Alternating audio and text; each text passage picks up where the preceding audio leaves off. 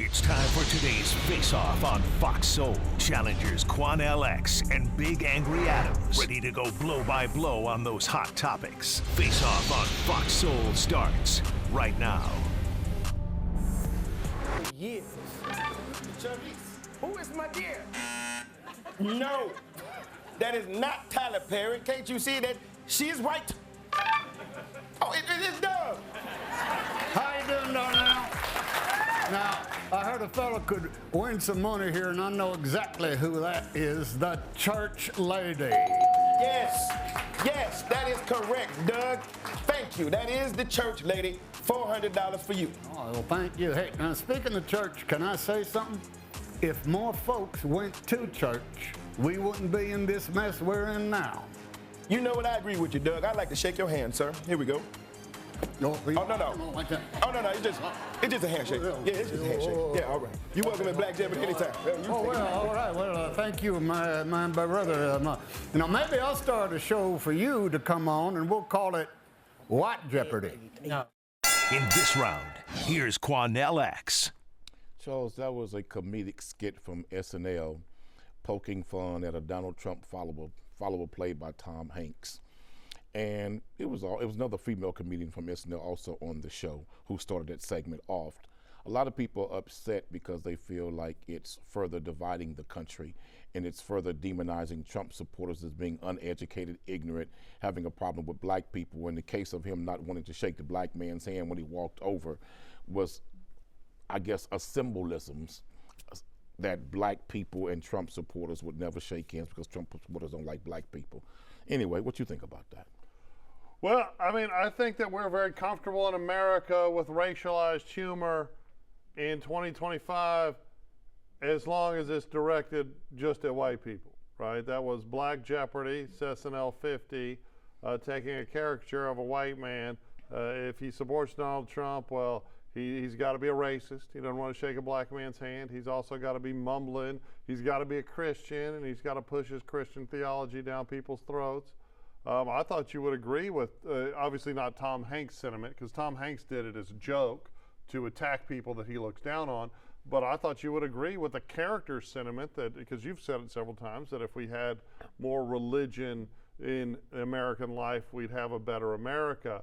But if you look at the media generally, you would presume, right, that cops didn't make hundreds of thousands of calls every day where they helped people, that they were just tracking down and murdering African Americans exclusively. You would think that all white people, despite, having a country that's very welcoming and multicultural. I know you laugh because you're a liar. You deporting we deporting all these Latinos back to their countries, using ICE to raid schools, raid churches, raid homes, raid businesses, but yet we're welcoming. We're welcoming of some, but certainly not all. What I love is this theory of multiculturalism, right? And first of all, you were a Trumper like 2 months ago. It's crazy how you get some support from the Latino community. I can speak straight words. Trump has done some things that we have to say, hey, man, whether we like the man or not, this is good for America. What he's doing with Doge, that's good for America. When he has Elon Musk up there exposing a lot of the waste that they're exposing,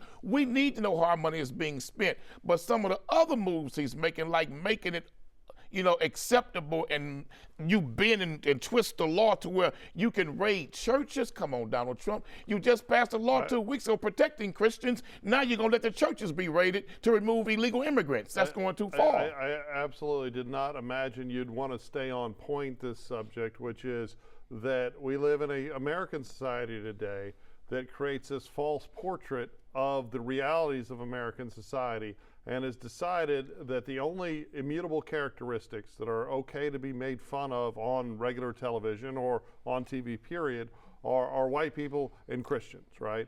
And recently they threw a bunch of it's okay to be anti-Semitic too, but that's really it, right? And you talk about how we're not welcoming the entire Western world, right? We've listened for the last few days this new narrative that the assault on free speech. The entire Western world embraces multiculturalism. People come here every day, even with the reduced, more manageable numbers under Trump, constantly flowing into our country, flowing into Western Europe, and the white minority of the world, 9% of the world, when you look at Europe, right, is the only part of the world where the world, the powers that be have decided you've got to let everybody in, and you've got to suppress any sort of racialized identity. But they push back on that. Oh, no, they're not. European nations are pushing back now. No, they're not. In fact, there are people that are pushing back. Many are saying that Trump has taken his immigration stance from what they're doing in Europe. Okay. Because now some European nations are saying they're going to close their borders. Poland may be, right? That is not Western Europe. Look at a map, okay? The truth is that you can't go to any other part of the world, and no one's force-feeding multiculturalism there. You can't go to the Islamic world and say, hey, us white Christians want to move here and live here, and we want you to pay for everything for us too. It's not accepted. You can't go into Africa and say, oh, us white people want to be welcomed and embraced. I don't know any other country that's inviting people in and saying we'll do more for you than we do for our own citizens. Right. Well, America does that. But guess what, though? That's a Europe mistake. Does that. And that's Ireland does that. Wait one second. It's a mistake that America's doing it. Okay. But I will say this, Charles. You know, I'm not going to say we need more Christianity in America. It would make us better. I said religion, not Christianity. But that was a Christian white man in this segment here. Tom Hanks was playing. That was someone making fun of Christian white men. But here's my position. I believe that if we had more of the gospel of Christ Jesus in every home, including Muslims, America will be a much better nation. And in fact, the problem is we've gotten so far away from God to where what we're resembling now is just the opposite. Okay, but do you think in a million years, right, that in 2025 or 2024, any time in the last 30, 40 years, right, because you would really have to go back to the 70s or 80s where you would see, if you'll remember Eddie Murphy would play a caricature of an African-American. Now, the first African-American performer, he didn't truck with that, right? He was very much a great actor. But you would see some caricatures, you know, buckwheat and all that. But you don't see that in America anymore because it's just said, oh, this isn't socially acceptable. Where it used to be on Saturday Night Live, right, where they would throw darts at both teams, they would make fun of everybody. If you just listen to the last time Trump was on there and how upset people were and people quit over it and people were upset, we have this intolerance. The Tom Hanks character wasn't an embrace, hey, let's make fun, it was, we look down on these people.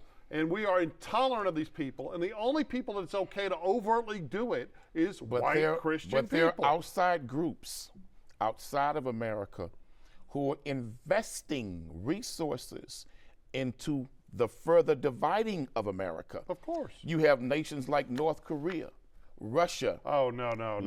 Hold on. Iran. You have nations that don't like America, who hate America. Democrats don't like America. Hold on, Charles. But these nations, Charles, are quote-unquote communist nations or theocracy nations.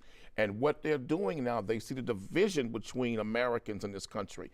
And they're furthering pushing that divide, hoping we fall into a civil war and start attacking one another. And then an outside nation will hook up with another enemy of America and invade this country. I don't think the cancer is trying to get in. Oh, yes, it is. It's already in. The cancer, exactly. It's already in. It's from within. And I say this as someone that was a Democrat most of my life, right? People say, oh, you're a white guy, and I have witnessed this hatred emerge, right, in the last 15 years. This hatred for America, this almost But you don't think that Trump was the spark to ignite that flame? No, not at all. In fact, I think so when Trump called African countries shithole nations, he didn't do that? Okay, no, but if you look, there are some African countries that are, I'm not going to say that word. See, because you're intelligent. You can say the same thing, but use a different choice of words. They're horrible, right? But wait a minute. You look at the South Sudan. Saying they're horrible is a fact, Charles. Okay. We're calling them shithole countries. Okay.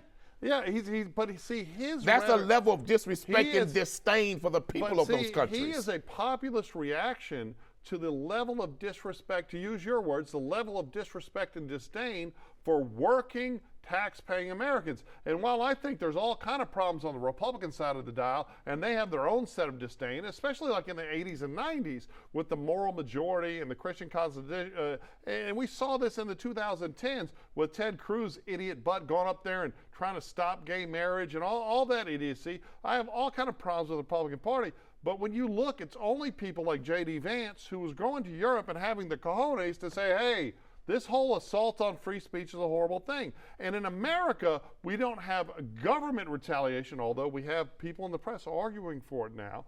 We don't. So have, who's the vice president? We have. Who's the vice president? I'm talking about J.D. Vance. He ain't the vice president. Oh, who do you think the vice? You think Elon Musk. No, don't be silly. Elon Musk. J.D. Vance gave a great speech. Elon Musk. And we have this thing where in America, where this cultural lack of free speech, right? Where if you say anything, like if you go on, please, everyone go follow the Fox Faceoff Instagram page.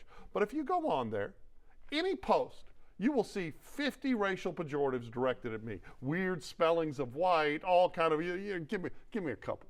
Just give me a little dance. I'm not calling you those things. I know, but you I don't know what you're talking oh, about. Just give me a couple. No, I mean, I saw Walking Chalk Man. I mean, I did see that one. Okay, Walking Chalk Stick. Walking Chalk Stick. I saw a bucket of flour without the chicken. I saw that one. No seasoned flour. But anyway, what is a clear? Charles, what is a clear? I was called a clear, but anyway. Casper the Friendly Ghost. But anyway, right. So it's culturally okay now. Right, but on social media, I think there's they're no disagreeing dings. with what you're saying. There's no, but more so than you as a man. I think that you say some things that from a white perspective, it seems intolerant. Okay. It seems a lack of compassion, and it seems as though you're speaking from a white set of optic lenses, and you don't see how everybody else is living in this country. No, but here's the thing. Would you take that same mindset if there were white people spewing racial pejoratives at you? They do it me every day.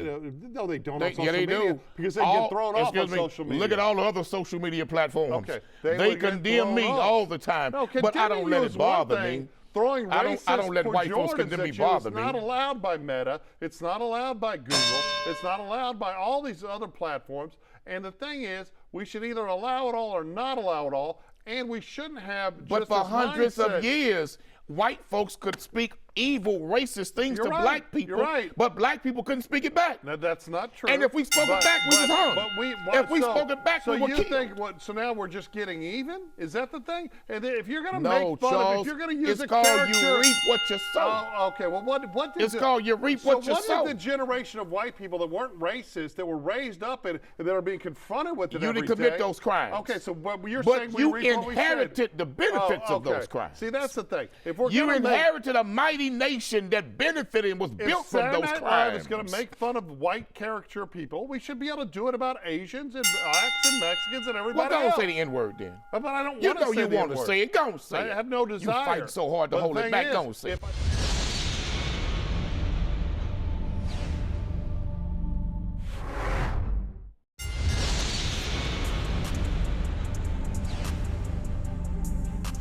To show that you give a damn, that you got a little emotion about the fact that people are losing their jobs indiscriminately, that this individual sitting down at 1600 Pennsylvania Avenue has given absolute power to one man who brings his son into the Oval Office, whose son says to him, "You're not the president. You shouldn't be in that chair."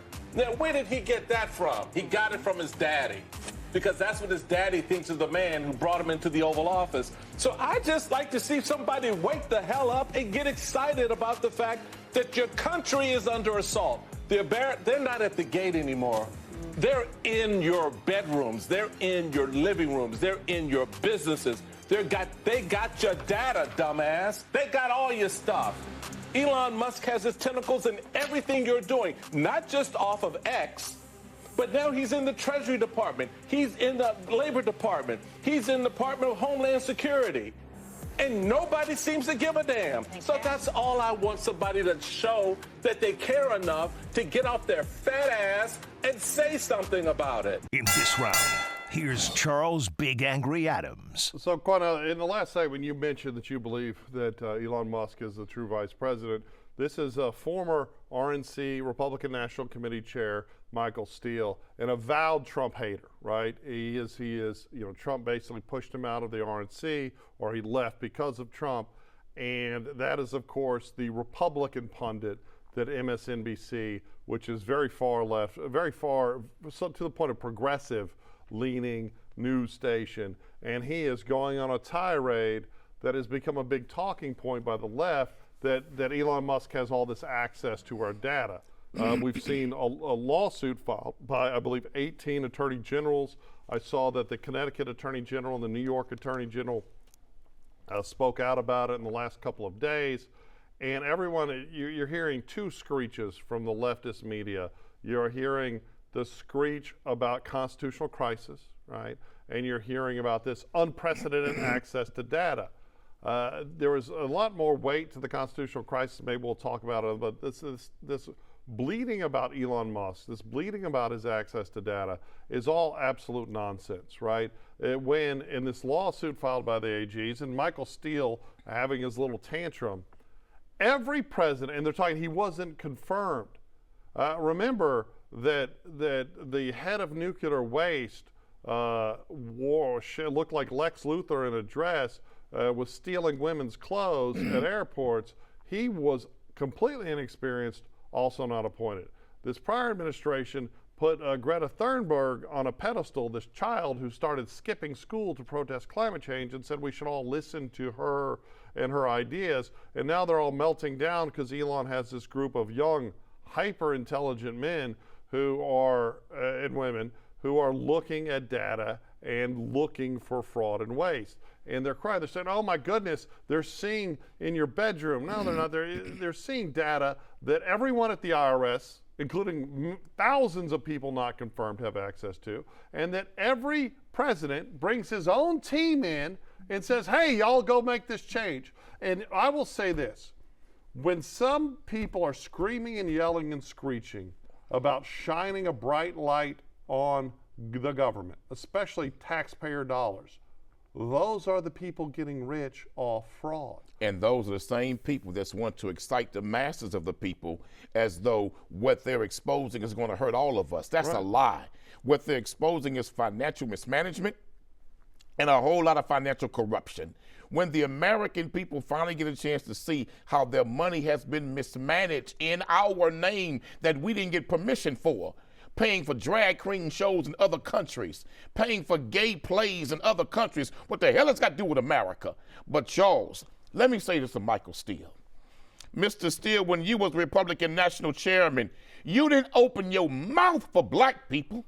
When you were the RNC chair, you didn't open your mouth against George Bush's administration and the awful things that they did to take black progress backwards. Mr. Steele, where were you, Mr. Steele, on behalf of black people when black men were being shot and gunned down in the streets and Republicans were applauding those cops, uplifting those cops? You didn't say a damn word for black people. Now, all of a sudden, that the master has kicked you out of the house, where you were accustomed to get an extra piece of fried chicken and a butter biscuit, kissing his boots. Now that you're back in the field with the rest of us, you want to act like you got some spunk, so you got some fire in you now. Sit down, you bootlicking scared to death Negro, because you ain't never get offended on behalf of black people, but now all of a sudden you offended that some white folks got their bedrooms looked into by the government. Mr. Steele, did not this same government invade and spy on the bedroom of Dr. Martin Luther King Jr. and all black civil rights leaders? You ain't open your mouth then. Shut the hell up now. Okay, now I have to change my position from the last segment, which was the only people it's okay to spew pejoratives at were white Christian Republicans on national TV. I forgot. You can apparently also spew it at black Republicans as well. So maybe it's just the conservative side of the dial, because that was absurd. First of all, he wasn't the RNC chair during Bush. He was the RNC chair during Obama. And Michael Steele has always had pretty... He's been a lifelong Republican. Right. But he's been a lifelong pundit on television shows defending and fighting for Republicans. He's always been and he also supported George Bush over Al Gore when they threw black folks' votes in Florida in the garbage can. He didn't speak up for us. He was a very moderate, center-right conservative. And he has had very strident positions on what he believes now he angry best, now. That he would be best for black America. Because the white man then kicked him out the house. Now he's angry. That's horrible. Calling him he was, just so long as he was their favorite hand-picked Negro, he had nothing to say. But all of a sudden now that they've kicked him out of the house like they always will do, now that he got his Negro wake-up call like all them scared-to-death Negroes do, Hold on. Those white people in power who use black faces in high places places all the time to speak what they want to speak to America while they ignore the suffering of their own people. Mr. Steele, you ain't never opened your mouth for us. Sit down and be quiet. You know, I will agree that the Republican Party largely just wants to facilitate the whims of the ultra-wealthy, but of course, that's really kind of what the Democrats do too. And Him and Tim Scott hanging together now, Mr. Steele. The Democrats do. And all them other Negro Republicans who supported Donald Trump, and he didn't select not one of them to be a cabinet member. The Democrats do it as a perverse pander, right, to basically oppress people and insist that they have their vote to get a little trickle, a little change. Oh, no, that they own the vote. But there is no and they gotta earn bringing them up. I think Steele has been a resoundingly good American. I have agreed with most of his. He's been a good boot-licking, scared-to-death Negro who stand for white folks and won't say nothing on behalf of his own people. Republicans that was brave enough to stand up against Donald Trump when you had people like Ted Cruz. Let's not forget, and I know I mentioned him twice now, but he's a schmuck. But Ted Cruz, Donald Trump insulted his wife. They all play the games. Insulted his wife, they all called her ugly. Insulted his daddy, too. And then Ted Cruz got in his lap. Have you saw his wife? Man, don't be rude about it. I just asked you, have you saw his wife? Yeah, she's a very nice lady. See what you said? You ain't lie, though. Okay. You told the truth. Okay, she is not I wouldn't call her an ugly woman. She's beautiful, huh? I wouldn't call her a beautiful God woman either. Damn you, I tell you. There's a lot of room in the middle. There ain't no room in the middle with her. Okay, but she looked like the guard dog in the house alone. She does not. Actually, she's a she's a regular looking woman. I thought that was a family pit bull for a minute. But anyway, go ahead. Anyhow, look, we're talking about, but just last segment, you were hating on Elon Musk, and now you're loving on. I'm not hating on Mr. Musk. I want anyone that is going to shine a light on corruption. I think he's the real vice president. Well, Steele thinks he's the real president. Hey, you know what? Let's root out all the corruption.